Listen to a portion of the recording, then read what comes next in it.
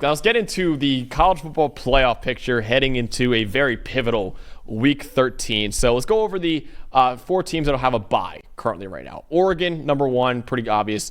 Texas, number 2. BYU, 3. Miami, 4. Now, I want to remind people, BYU and Miami are not number 3 and 4 in our ranking. Or Texas is not even number 2 in our ranking. But how the playoff is structured, the top 4 conference champions get a bye. So the 4 highest-ranked conference teams right now for us are those 4: Oregon, Texas, BYU, and Miami. So that's how it would be structured right now if the playoff were to happen today, in our opinion at least. Let's go over the matchups, though, for the first round. Ohio State 5 against Boise State, number 12. Georgia against Notre Dame at 6 and 11.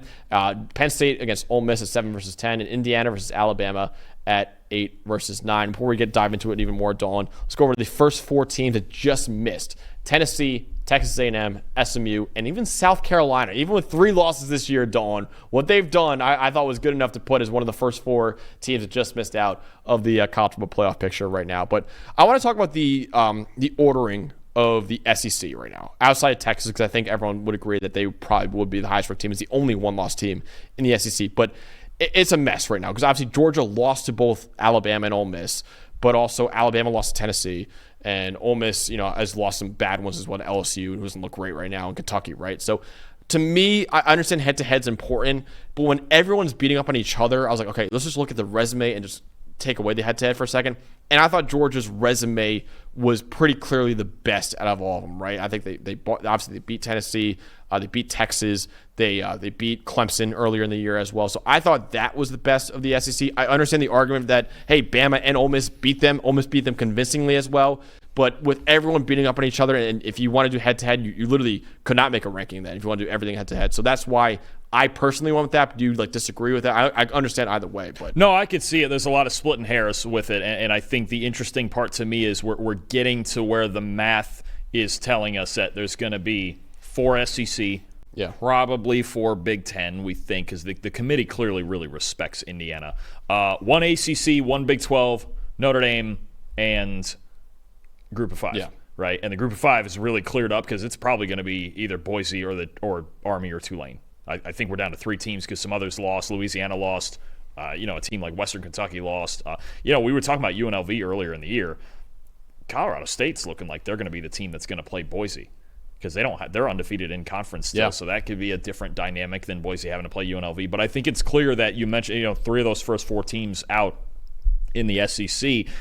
I'll tell you what, Tennessee and A&M and even the other SEC teams that could still lose a game, they are hoping like all hell that Notre Dame loses. I think they got the result in the Big 12 they wanted because they can't have the Colorado spoiler and probably not the BYU at-large thing. Now, they need Notre Dame to lose in the worst way. They're going to be respecting the troops a lot this upcoming Saturday. This week, and then even US. Big fan of the troops. And they're big fans of USC, too, the week after. They are these SEC teams. You could get 5 SEC teams, but I think Notre Dame has to lose. I think it's going to end up being 4, and you've got huge games for all of them. Look, Georgia, still got to beat Georgia Tech, spunky. Tennessee, going to Vanderbilt. I believe they're at Vanderbilt the last game of the season.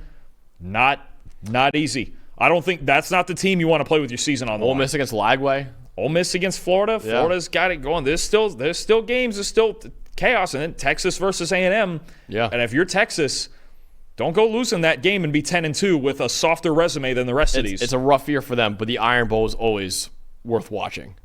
It always gets weird. You never know. No matter how good or bad the teams are, it always gets weird a little bit. I mentioned a long 3 weeks in the Big 12. It's going to be a long 3 weeks in the SEC, for sure. The one thing I find interesting, too, among that group, Bama, if the tiebreakers still hold the way they did before the week started, Bama has the clearest path, though, of that group to an SEC title. The most likely outcome right now is it's going to be Alabama, if they win their last 2 games, against the winner of Texas and Texas A&M, which, of course, Quinn Ewers would want to see Alabama again. But Bama of that group has the clearest path to the SEC title game. I think that could put them at an advantage as far as getting in, even though in yours right here you have them as the second of the 3 in that group. Yeah, and I want to talk about this scenario, too, because I think it's possible. It's not likely, but it's possible that Army goes 13-0, Boise State goes 12-1, and they both win their conference.